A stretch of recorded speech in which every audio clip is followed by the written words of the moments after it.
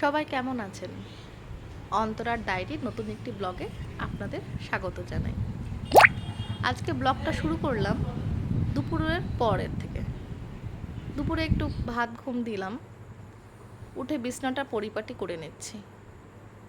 তারপর চলে যাব বারান্দার দিকে।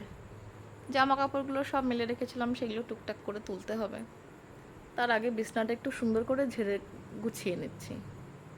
ঘরের মধ্যে বিছনাটা যদি ঠিকঠাক মতো পরিষ্কার পরিচ্ছন্ন না থাকে, তাহলে ঘরটা ঠিক ভালো লাগে না দেখতে। টান টান বিছনা সবসময় ভালো লাগে দেখতে। যাই হোক, এই বিছনাটা করে নিলাম। দুপুরবেলায় আমি একাই ছিলাম, ছেলে ছেলের ঘরে থাকে, ও আমার কাছে রাত্রিবেলা ছাড়া আসে না। যাই বারান্দার দিকে, জামা কাপড় যেগুলো রয়েছে সেগুলোকে আস্তে আস্তে তুলে ফেলি। তারপরে তো আবার বৈকালিক কাজ আছে। এই গাছগুলোকে সকালবেলায় সার দিয়েছিলাম। সকালের দিকে আর জল দিইনি, শুধু গাছগুলোতে সার দিয়ে দিয়েছিলাম। বিকালের দিকে ভেবেছি সেগুলোকে একটু খুঁচিয়ে নিয়ে, মাটিটা ভালো করে খুঁচিয়ে নিয়ে জল দিলে পরে বেশ উপকার হবে, সারটা ঠিকঠাক মতো যাবে। মাটিগুলো বেশ সারাদিন জল দিনের জন্য শুকনো হয়ে গেছে, এই সময়টা খোঁজাতে খুব সুবিধা হয়। এইগুলো করব ভাবছি, এই সময় দেখছি হাজব্যান্ড এসে উপস্থিত।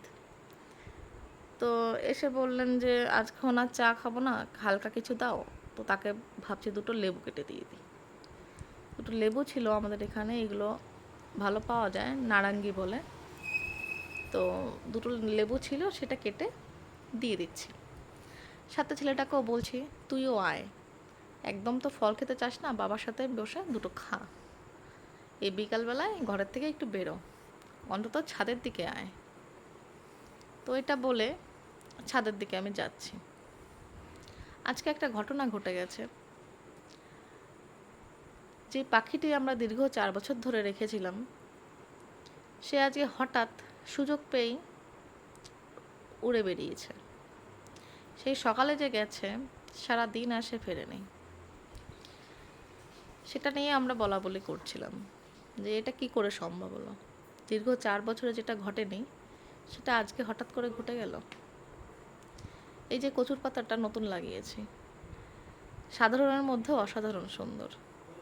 আর এই নয়নতারা গাছটা নতুন, ফুলগুলো একটু আলাদা।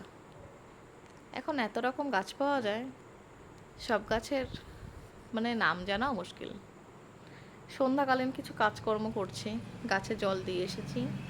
এখন ইনডোরের যে মানি প্ল্যান্টগুলো থাকে কাচের বোতলে, সেই বোতলগুলো 2-1 দিন বাদে বাদে সুন্দর করে পরিষ্কার করে নিয়ে জলটা পাল্টে দিই।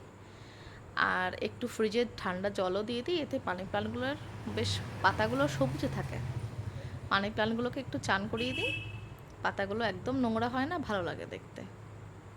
এদেরকে করে নিলাম।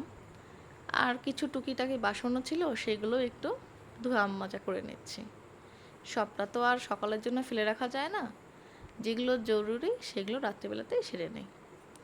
এই কাজগুলো সারতে সারতে একটু ছাদের দিকে যাই, ভাবি আসে নাকি। সেই যে সকালে সে পালিয়েছে, যদি সন্ধ্যায় মানে বাড়িতে ফেরে, তো দেখছি না, আর ফিরল না সে। আজকের আকাশটা এত ভালো দেখা যাচ্ছে, কিন্তু সেই প্রচণ্ড গরম। আষাঢ় মাসের 7-8 তারিখ হয়ে গেল, বৃষ্টির কোনো দেখাই নেই। সন্ধ্যা হয়ে গেছে, প্রদীপ দিয়ে দিলাম। এবার সন্ধ্যাকালীন চা বানাতে চলে গেলাম রান্নাঘরে। সন্ধ্যায় চাটা শুধু হাজব্যান্ডের জন্যই বানাচ্ছি আজকে। এত গরম পড়েছে, আমার আর চাটা খেতে ইচ্ছা করছে না। ছেলে আর ছেলের বাবা দুজনে পড়াশোনা নিয়ে বসেছে। তো এই সময় একটু চাটা না দিলে ঠিক এনার্জিটা পাওয়া যায় না। একটু চা দিয়ে আসি, তারা পড়াশোনা করুক, আমি আমার মতো অন্য যে কাজকর্মগুলো থাকে সেগুলো করতে থাকি। এত গরম পড়েছে যে রান্নাঘরে আমাকে বাধ্য হয়ে একটা স্ট্যান্ড ফ্যান রাখতে হচ্ছে, না হলে রান্নাঘরের কাজকর্ম করাই যাচ্ছে না। তো স্ট্যান্ড ফ্যানটা আমার রেখে একটু বেঁচেছি। এই যে পড়তে বসেছে, পড়ার স্টাইল দেখে বোঝা যাচ্ছে সে পড়াশোনা করতে কত ভালোবাসে। যাই হোক, সে ভালো না বাসলেও তাকে ধরে বেঁধে আমাদের বাসাতে হবে। রাত্রিবেলায় ভাত করব, তার জন্য চালগুলো ধুয়ে ভিজিয়ে রাখছি। আজকে তাহলে ভিডিওটা এখানেই শেষ করছি। আপনাদের যদি আমার ভিডিওটা একটুও ভালো লাগে থাকে অবশ্যই একটা লাইক করবেন। সবাই ভালো থাকবেন। টাটা।